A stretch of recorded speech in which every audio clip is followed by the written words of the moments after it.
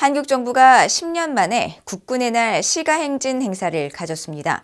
윤석열 대통령은 기념식에서 북한이 핵을 사용할 경우 한미동맹의 압도적 대응을 통해 북한 정권을 종식시킬 것이라고 거듭 밝히고 최근 캠프 데이비드에서 열린 한미일 3국 정상회의를 거론하면서 한미일 협력 체계는 북핵 억지력을 더 강화시키고 있다고 강조했습니다.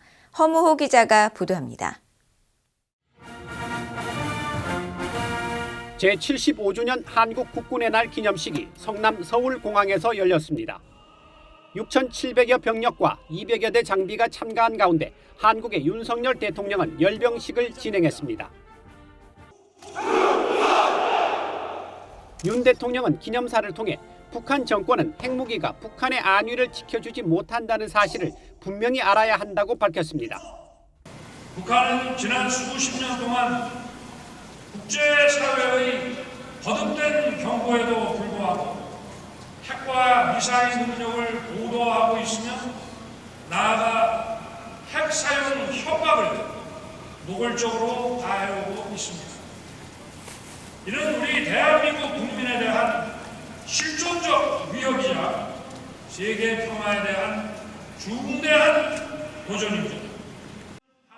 이어 한국 국민은 북한의 공산 세력과 그 추종 세력의 가짜 평화 속임수에 현혹되지 않을 것이라면서 북한이 핵을 사용하면 우방국들과 긴밀히 연대해 북한 정권을 종식시킬 것이라고 경고했습니다.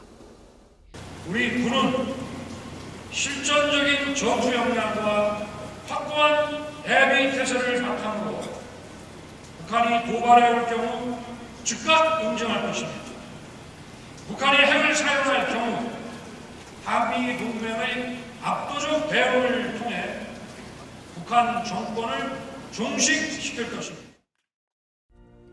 윤 대통령은 이어 미한 정상이 합의한 워싱턴 선언과 핵협의그룹 NCG를 통해 미국의 핵 자산과 한국의 비핵 자산을 결합한 일체적 대응 체계를 구축해 나갈 것이라면서 한미 동맹은 핵을 기반으로 하는 동맹으로 고도화됐다고 밝혔습니다.